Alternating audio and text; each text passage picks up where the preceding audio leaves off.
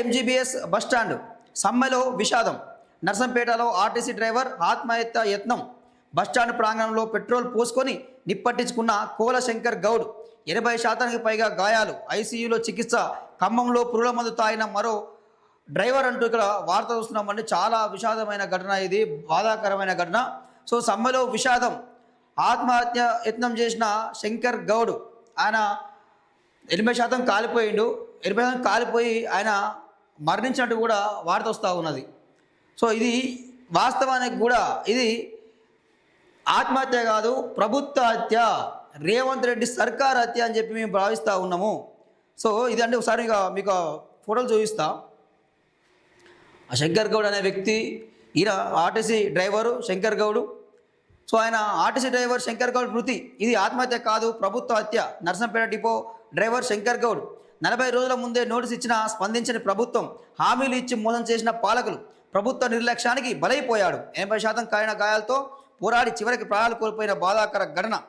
So demands: Shankar Goud కుటుంబానికి తక్షణ న్యాయం చేయాలి, ఆర్టీసీ కార్మికులకు అన్ని డిమాండ్లను వెంటనే అమలు చేయాలంటూ ఇక్కడ ప్రధానమైన డిమాండ్స్ ఉన్నాయండి. వాస్తవానికి కూడా శంకర్ గౌడ్ కుటుంబాన్ని ప్రభుత్వం ఆదుకోవాలి. ఆర్థిక సాయం కింద 10 లక్షల రూపాయలు వాళ్ళ కుటుంబానికి అందజేయాలి. దాంతోపాటు శంకర్ గౌడ్ కుటుంబంలో ఒకరికి ప్రభుత్వ ఉద్యోగం కల్పించాలి. దాంతోపాటు ఆర్టీసీ కార్మికుల న్యాయపరమైన డిమాండ్లు వెంటనే ప్రభుత్వం పరిష్కరించాలి అని చెప్పి కూడా డిమాండ్ చేయడం జరుగుతూ ఉంది. ఈరోజు వాస్తవానికి కూడా ఈ శంకర్ గౌడ్ ప్రాణత్యాగం వృధా పోకూడదు, ఆయన ప్రాణత్యాగం వృధా కాకూడదు. ఆర్టీసీ కార్మికులందరికీ కూడా న్యాయం జరగాల్సిన అవసరం అయితే ఉన్నది.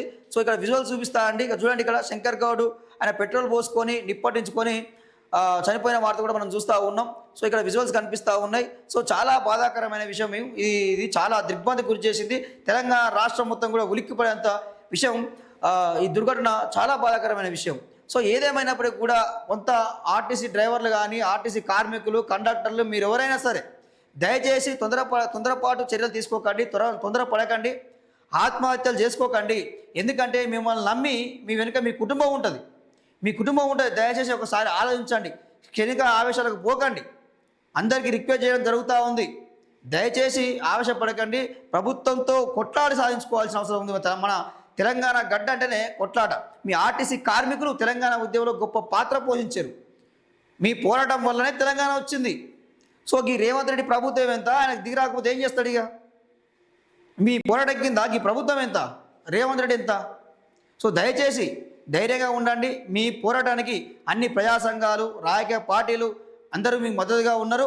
దయచేసి మీరు ఎవరు తొందరపడకండి, ఇలాంటి ఆత్మహత్య యత్నానికి పాల్పడొద్దని చెప్పి కూడా కోరడం జరుగుతూ ఉన్నది. సో ప్రభుత్వం వెంటనే ఈరోజు చర్చలకు పిలుస్తా అని చెప్పింది. సో సానుకూలంగా స్పందించి వాళ్ళు న్యాయపరమైన డిమాండ్లు అడుగుతూ ఉన్నారు. సో మీరు కాంగ్రెస్ పార్టీ ఏదైతే మేనిఫెస్టోలో పెట్టిందో ఆ డిమాండ్లు మాత్రమే అడుగుతూ ఉన్నారు, కొత్తగా ఏం అడుగుతలేరు వాళ్ళు. సో దయచేసి ప్రభుత్వం వెంటనే వాళ్ళ డిమాండ్లను పరిష్కరించి వాళ్ళు న్యాయం చేయాలని చెప్పి కూడా కోరడం జరుగుతూ ఉన్నది.